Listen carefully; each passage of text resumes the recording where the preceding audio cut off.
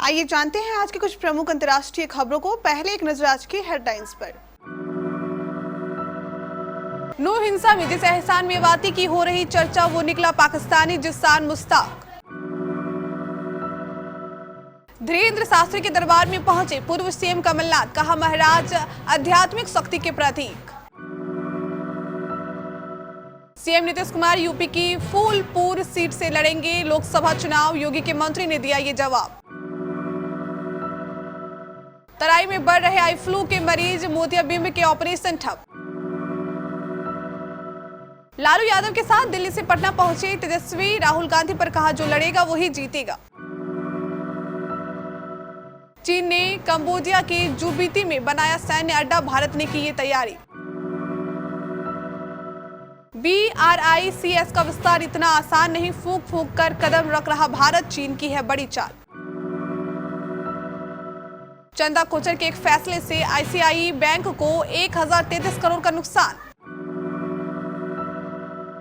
गदर 2 लाएगी कमाई का तूफान, जयपुर गोरखपुर तक बुकिंग में तेजी। और इंडिया वर्सेस वेस्टइंडीज दूसरा T20 आज 4 साल बाद प्रोविडेंस स्टेडियम में आमने सामने होगी दोनों टीमें। कश्मीर की तरक्की से पाकिस्तान को जलन हो रही है। ऐसे में पाकिस्तान लगातार हिंदुस्तान में हिंसा भड़काने की साजिश रच रहा है। 31 जुलाई को हरियाणा के नूह में भड़की हिंसा के तार भी पाकिस्तान से जुड़े हैं।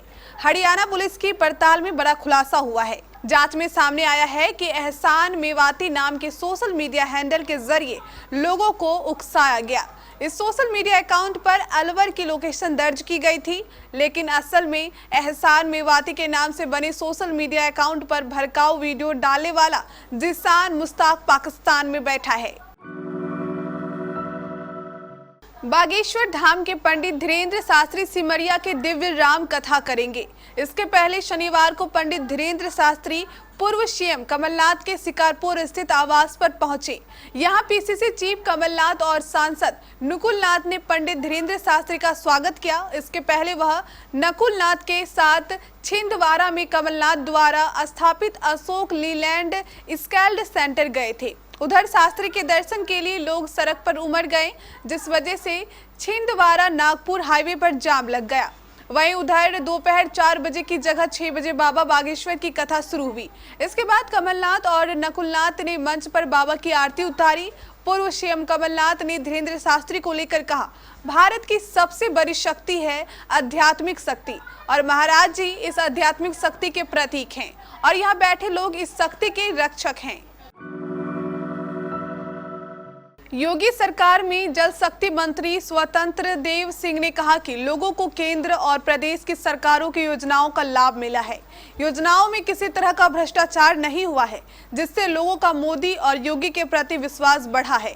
उन्होंने कहा, देश की जनता को भी पता है कि सपा, बसपा और कांग्रेस जैसी पार्टियां उन्हें लूटने के लिए आ रही है। स्वतंत्र देव सिंह ने कहा है कि देश विकास के रास्ते पर आगे बढ़ चुका है। देश की जनता ने 2024 में नरेंद्र मोदी को एक बार फिर से पीएम बनाने का मन बना लिया है। तराई में आई फ्लू का प्रकोप लगातार बढ़ता जा रहा है। अस्पताल आने वाला हर दूसरा व्यक्ति आंख के संक्रमण का शिकार दिख रहा है। इसे देखते हुए मोतियाबिंद के ऑपरेशन पर भी रोक लगा दी गई है। चिकित्सक लोगों का एहतियात बरतने की सलाह दे रहे हैं। संयुक्त जिला चिकित्सालय भिंडगा सहित जिले के अन्य CSC व PSC में आई फ्लू के मरीजों का बाढ़ आ गई है। इसका कारण उमस भरी गर्मी के बीच में आए दिन हो रही रिमझिम बरसात बताई जा रही है। अस्पताल में लगातार बढ़ रहे आई फ्लू के मरीजों को देखते हुए पर्याप्त मात्रा में दवाएं मुहैया कराई गई है। इसके बावजूद मरीजों की संख्या में कमी नहीं आ रही है।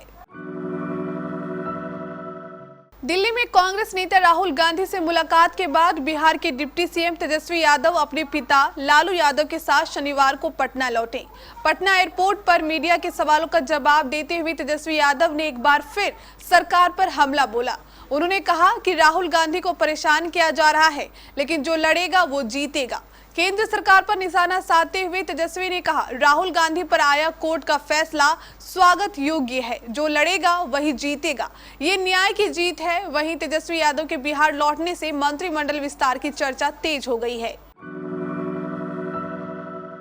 चीन की बढ़ती समुद्री ताकत क्षेत्र सुरक्षा के लिए चिंता का कारण है। दक्षिण चीन सागर पर बीजिंग का दावा, क्षेत्र में कृत्रिम द्वीपों का निर्माण और जिबूती में एक सैन्य अड्डे की स्थापना, ये सभी उसके प्रभाव क्षेत्र को बढ़ाने की इच्छा के प्रमाण हैं।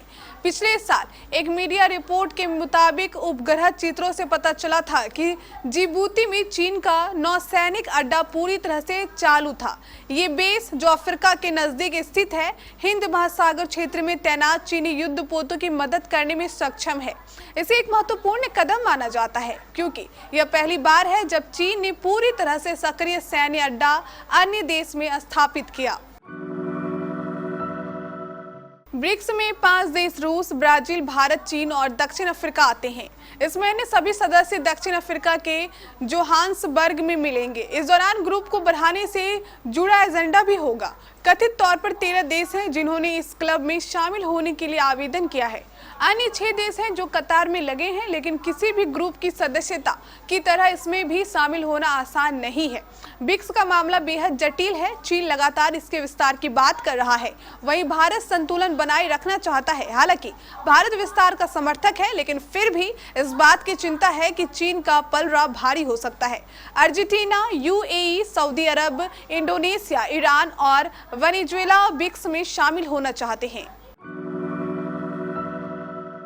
आईसीआईसीआई बैंक की पूर्व एमडी और सीईओ चंदा कोचर, उनके पति दीपक कोचर और वीडियोकॉन के फाउंडर वेणुगोपाल धूत के खिलाफ दायर चार्जशीट में बड़ी बात सामने आई है। आईसीआईसीआई बैंक द्वारा वीडियोकॉन ग्रुप को दिए गए 1000 राशि नॉन परफॉर्मिंग एसेट बन गई। जब लोन लेने वाले कर्जदाता रकम चुकाने में सक्षम नहीं होता तो बैंक की रकम फंस जाती है और फिर बैंक इसे एनपीए घोषित कर देता है।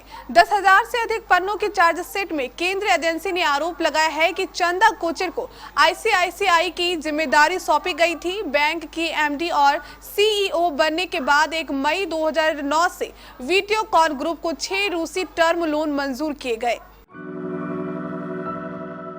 हिंदी फिल्मों के इतिहास में सबसे बड़ी फिल्मों में से एक गदर 2001 में रिलीज हुई थी। सनी देओल और अमीषा पटेल स्टारर फिल्म का क्रेज ऐसा था कि कितने ही थिएटर्स हफ्तों तक हाउसफुल थे। एक लव स्टोरी, भारत पाकिस्तान की दूरियां और अपने परिवार के लिए लड़ते तारा सिंह से जनता का इमोशनल कनेक्शन ऐसा जुड़ा कि लोग सालों तक सनी और डायरेक्टर अनिल शर्मा से कहते रहे कि गदर का सीक्वल बनना चाहिए।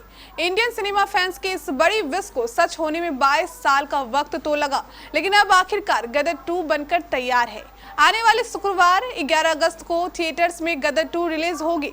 इसके साथ ही अक्षय कुमार की फिल्म ओ माय गॉड 2 भी थिएटर्स में होगी। दोनों फिल्मों में क्लैश जरूर है, मगर गदर 2 के लिए जनता का क्रेज अलग लेवल पर चला गया है। भारत और वेस्टइंडीज के बीच दूसरा टी20 मुकाबला आज रात 8 बजे से खेला जाएगा। मैच गुयाना के प्रोविडेंस स्टेडियम में होगा, जिसका टॉस शाम 7:30 बजे होगा। इस मैदान पर दोनों टीमें 4 साल बाद आमने सामने होगी। इससे पहले साल 2019 में दोनों टीमें इस मैदान पर भिड़ी थी। इस मुकाबले में भारत के पास 1-1 की बराबरी का मौका होगा। सीरीज के पहले मुकाबले में वेस्टइंडीज को 4 रन से जीत मिली थी। पहले टी20 में भारत की ओपनिंग जोड़ी पूरी तरह फ्लॉप रही। विकेटकीपर ईशान किशन 6 और शुभमन गिल 3 ही रन बना सके।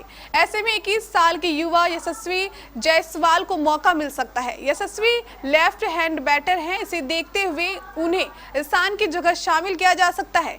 ऐसे में संजू सैमसन पर विकेट कीपिंग की जिम्मेदारी आ सकती है, जिन्होंने पहले टी20 में 12 रन बनाए थे।